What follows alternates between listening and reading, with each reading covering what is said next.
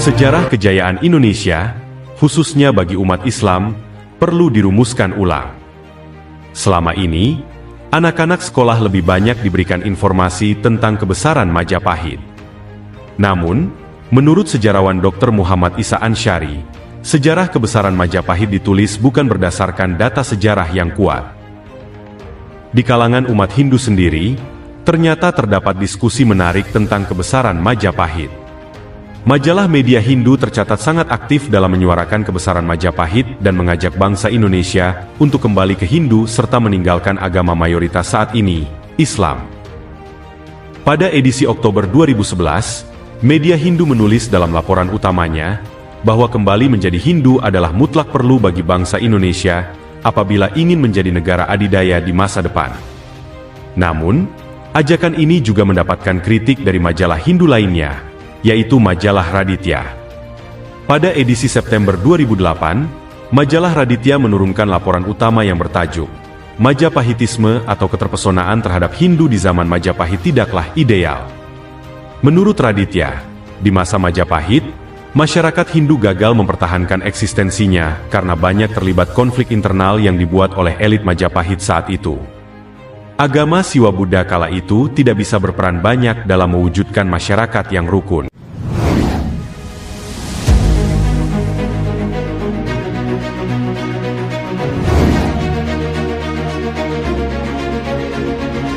Majapahit, selain berhasil menundukkan banyak daerah bawahan, juga sibuk dengan perang saudara. Agama di dalam masyarakat seperti ini lebih bersifat gaib, eksklusif, hanya untuk berhubungan dengan dewa-dewa yang abstrak. Agama Siwa Buddha, meskipun sudah menjadi agama kerajaan, tidak bisa diamalkan oleh elit yang lebih dikuasai oleh motif politik dan perebutan kekuasaan. Agama ini gagal menginspirasi kehidupan sehari-hari dalam hal-hal praktis yang menyangkut pola interaksi antar individu. Majalah Raditya menulis bahwa jika Majapahit meninggalkan hal-hal pahit bagi penganut Hindu ketika itu, lantas apa enaknya mengenang hal-hal pahit tersebut? Jadi, menurut Raditya, impian untuk kembali ke Majapahit justru merugikan kaum Hindu sendiri. Kontroversi seputar kerajaan Majapahit. Secara umum, Majapahit memang merupakan salah satu kerajaan besar yang pernah ada di Nusantara. Namun, kerajaan ini kemudian runtuh dan digantikan oleh kerajaan Islam Demak yang dipimpin oleh salah satu keturunan Raja Majapahit, yaitu Raden Patah. Selama ini, kita diberikan gambaran sejarah bahwa Majapahit runtuh karena diserang oleh kerajaan Demak. Bahkan, sebagian kalangan menulis bahwa Majapahit runtuh karena dikhianati oleh Wali Songo dan muridnya, Raden Patah. Cerita semacam ini tentu ditujukan untuk menanamkan kebencian kepada Wali Songo dan juga Islam. Sebagai contoh saja, dalam buku pendidikan sejarah di Indonesia untuk tingkat SMA, disebutkan bahwa kerajaan Majapahit dapat disebut sebagai kerajaan nasional setelah kerajaan Sriwijaya. Selama hidupnya, Pati Gajah Mada menjalankan politik persatuan Nusantara dengan sangat tegas, yang bahkan menimbulkan peristiwa Sunda pada tahun 1351 Masehi. Tentang keruntuhan kerajaan Majapahit, ditulis bahwa kerajaan tersebut hancur akibat serangan dari pasukan-pasukan Islam di bawah pimpinan Raden Patah dari Demak. Penulisan sejarah semacam ini akan terus melestarikan semangat permusuhan pada generasi berikutnya, sehingga perlu ditinjau kembali.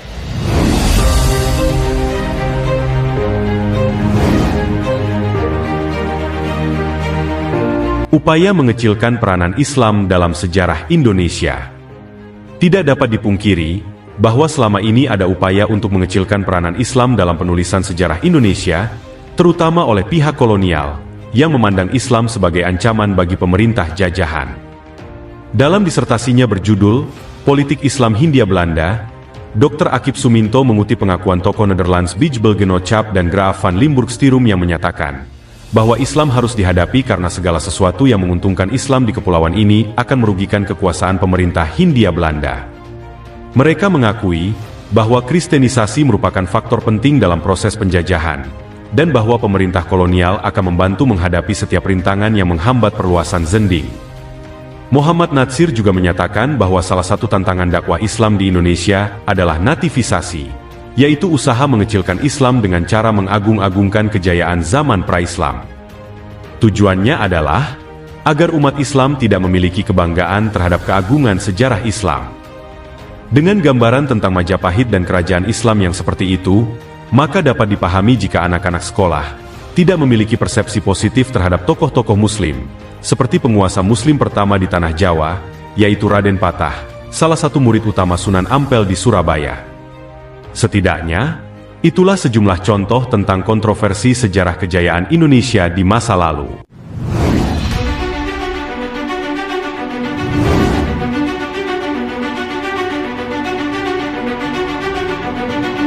Ketika meneliti sejarah Islam di Nusantara, Agus Sunyoto, seorang sejarawan kenamaan, bahkan berani menyimpulkan bahwa pesantren adalah elemen bangsa Indonesia yang tidak pernah terjajah oleh kolonial.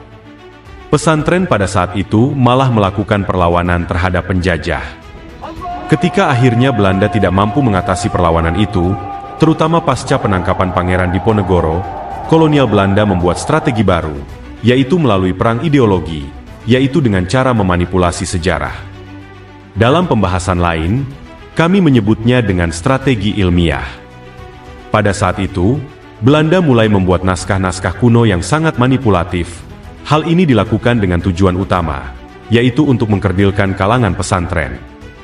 Misalnya, ada pegawai yang jabatannya jaksa, namanya Mas Ngabehi Purwowijoyo. Dia diberi tugas membikin babat Kediri. Ungkap Agus di hadapan para mahasiswa Pascasarjana Stainu Jakarta kelas Ciganjur pada Jumat 28 November 2011. Selanjutnya, menurut beliau, dalam babat Kediri, Sunan Bonang dan Sunan Giri dijelek-jelekan, serta dakwah Islam dipresentasikan sebagai sesuatu yang merusak tatanan masyarakat. Naskah kolonial itu, yang bikin adalah pegawainya Belanda.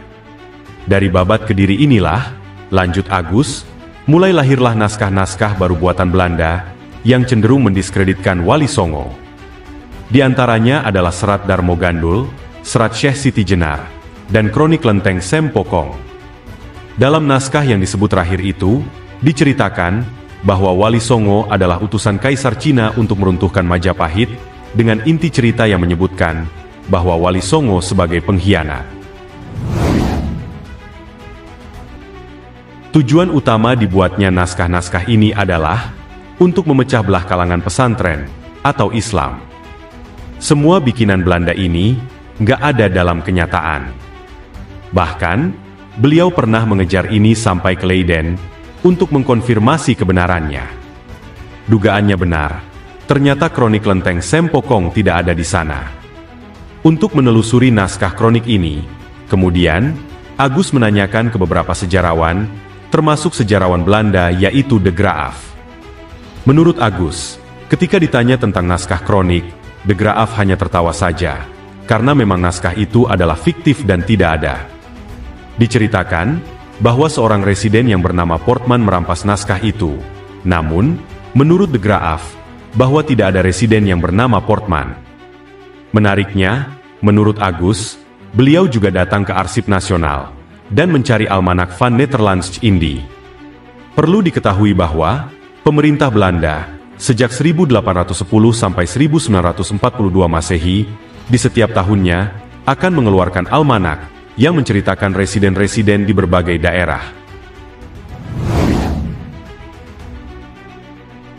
Parahnya, setelah ia meneliti nama-nama bupati, wedono, dan pejabat pemerintah di Jawa Barat, Jawa Tengah, Jawa Timur, dan Sulawesi Selatan, ternyata memang tidak ada residen yang bernama Portman. Artinya, semua itu kebohongan belaka. Naskahnya juga tidak ada. Bahkan, nama Portman sendiri juga tidak pernah ada. Dari hasil penelusurannya inilah, beliau menegaskan bahwa ini semua dilakukan oleh kolonial dengan tujuan utamanya adalah untuk menghancurkan Islam, serta menjelek-jelekan Wali Songo. Selain itu, menurut Agus, pada tahun 1860 Masehi, Belanda secara khusus mengeluarkan naskah Kidung Sunda. Namun setelah diteliti, ternyata yang bikin adalah orang Bali. Dan isinya menceritakan tentang peristiwa Bubat, yaitu Gajah Mada membunuh Raja Sunda sekeluarga dan pasukannya. Artinya, Cerita-cerita itu semua hayalah cerita fiktif, atau hanya rekayasa Belanda saja. Belanda yang bikin pasti tujuannya divide et impera, memecah belah. Sehingga, menurut Agus, kita harus hati-hati sama naskah kolonial, uji dulu, dan kita harus mengkompilasi dengan data lain, supaya mendapatkan gambaran sejarah yang benar dan objektif.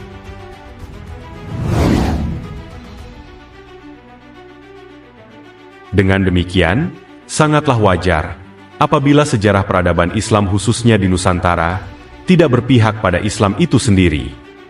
Tentu hal ini semakin membuat umat Islam semakin yakin akan ayat Al-Quran, Surat Ali Imran ayat 118. Wahai orang-orang yang beriman, janganlah kamu mengambil teman kepercayaan dari orang-orang di luar kalanganmu, karena mereka tidak henti-hentinya mendatangkan kemudorotan bagimu. Mereka menginginkan apa yang menyusahkanmu. Sungguh, telah nyata kebencian dari mulut mereka, dan apa yang mereka sembunyikan dalam hati mereka lebih besar lagi. Sungguh, kami telah menerangkan kepadamu ayat-ayat kami, jika kamu berpikir. Parahnya, upaya ini terus dilakukan, dan yang lebih parah lagi adalah, ada beberapa dari kalangan umat Islam yang tidak sadar, telah menjadi bagian dari upaya Belanda dalam mengaburkan, memanipulasi, dan mendiskreditkan Islam di bumi Nusantara ini. Sebagai penutup pembahasan ini, silahkan resapi surat Al-Hujurat ayat 6 ini. Hai orang-orang yang beriman, jika datang kepadamu orang fasik membawa suatu berita, maka periksalah dengan teliti, agar kamu tidak menimpakan suatu musibah kepada suatu kaum, tanpa mengetahui keadaannya, yang menyebabkan kamu menyesal atas perbuatanmu itu. Kabar yang datang dari orang kafir saja, kita diminta untuk meneliti terlebih dahulu, apalagi jika kabar itu datang dari orang fasik atau munafik.